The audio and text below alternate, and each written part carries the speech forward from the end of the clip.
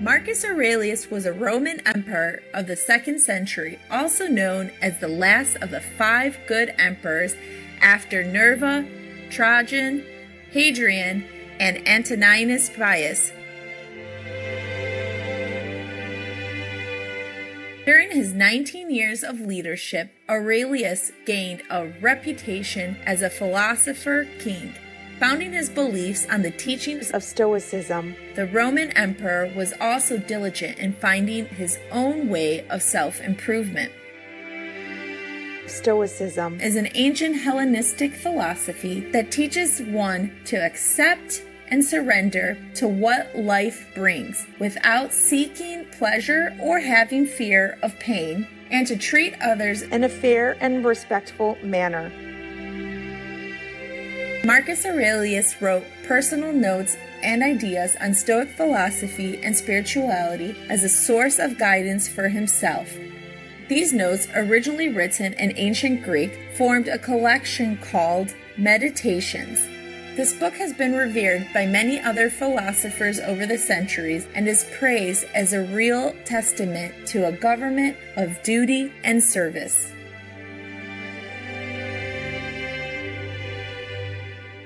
Let us now continue with the interesting insights by Marcus Aurelius from his book Meditations, Book 5.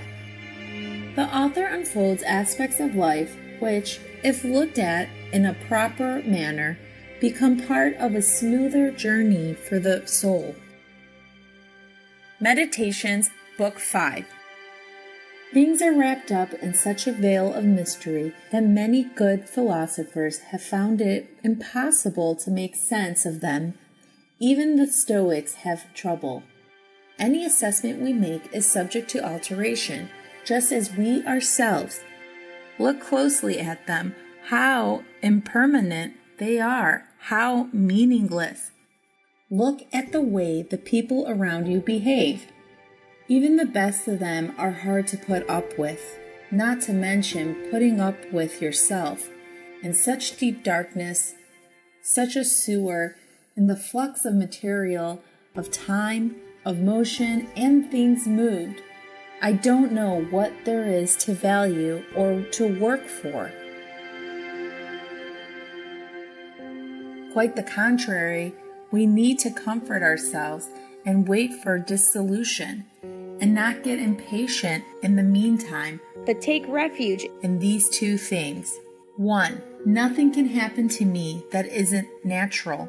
2. I can keep from doing anything that God and my own spirit don't approve. No one can force me to. What am I doing with my soul? Interrogate yourself to find out what inhabits your so-called mind and what kind of soul you have now. A child's soul, an adolescent's, a woman's, a tyrant's soul, the soul of a predator, or its prey. I am made up of substance and what animates it, and neither one can ever stop existing any more than it began to. Every portion of me will be reassigned as another portion of the world, and that in turn transformed into another. Ad infinitum. I was produced through one such transformation, and my parents too, and so on back, ad infinitum. NB still holds good even if the world goes through recurrent cycles. The Logos, divine reason, and its employment are forces sufficient for themselves and for their works. They start from their own beginning. They proceed to the appointed end. We call such activities directed, from the directness of their course. Nothing pertains to human beings except what defines us as human. No other things can be demanded of us. They aren't proper to human nature, nor is it incomplete without them. It follows that they are not our goal, or what helps us reach it, the good. If any of them were proper to us, it would be improper to disdain or resist it. Nor would we admire people who show themselves immune to it. If the things themselves were good, it could hardly be good to give them up. But in reality, the more we deny ourselves such things and things like them, or are deprived of them involuntarily, even, the better we become. The things you think about determine the quality of your mind. Your soul takes on the color of your thoughts. Color it with a run of thoughts like these. 1. Anywhere you can lead your life, you can lead a good one.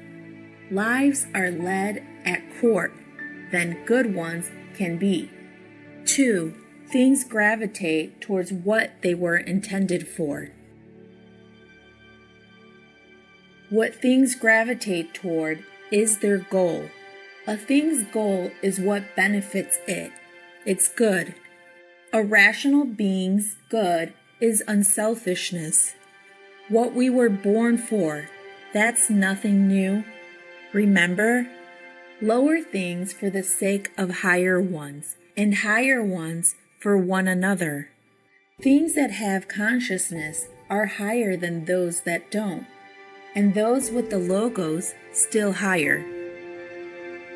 It is crazy to want what is impossible, and impossible for the wicked not to do so.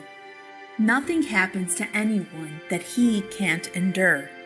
The same thing happens to other people, and they weather it unharmed, out of sheer obliviousness or because they want to display character. Is wisdom really so much weaker than ignorance and vanity? Things have no hold on the soul. They have no access to it, cannot move or direct it. It is moved and directed by itself alone. It takes the things before it and interprets them as it sees fit. In a sense, people are our proper occupation. Our job is to do them good and put up with them.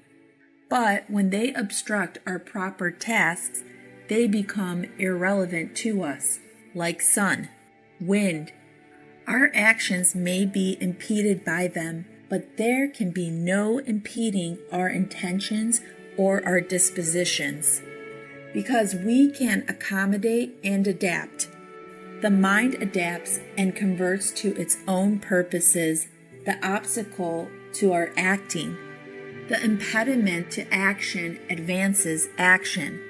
What stands in the way becomes the way.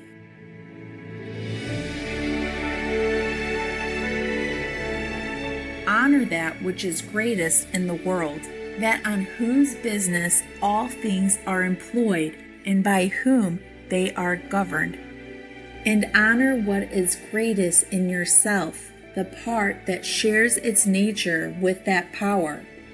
All things in you as well are employed about its business, and your life is governed by it. If it does not harm the community, it does not harm its members. When you think you've been injured, apply this rule. If the community isn't injured by it, neither am I. And if it is, anger is not the answer. Show the offender where he went wrong.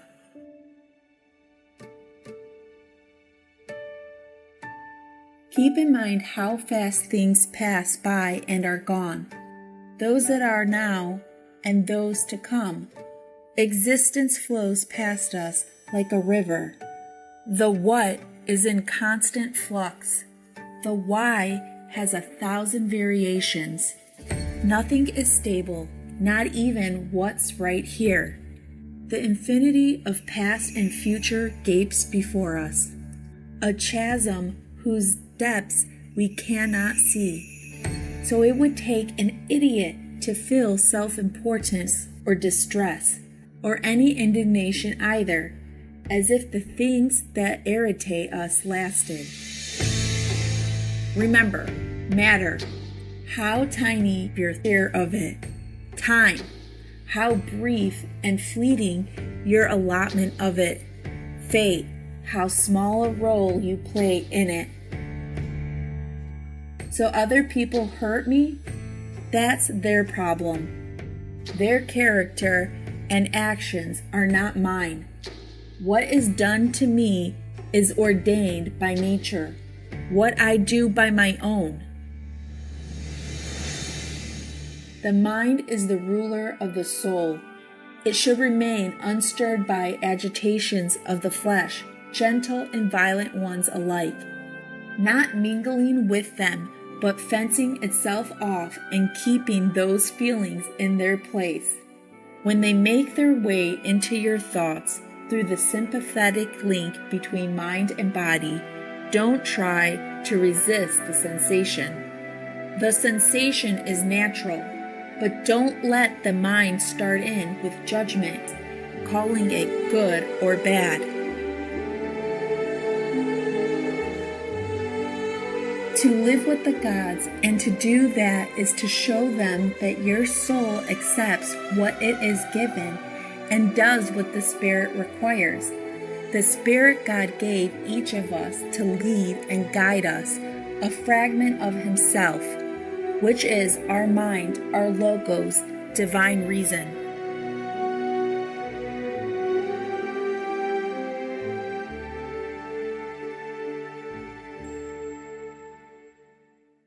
Cherished viewers, we thank you for your kind presence for today's words of wisdom.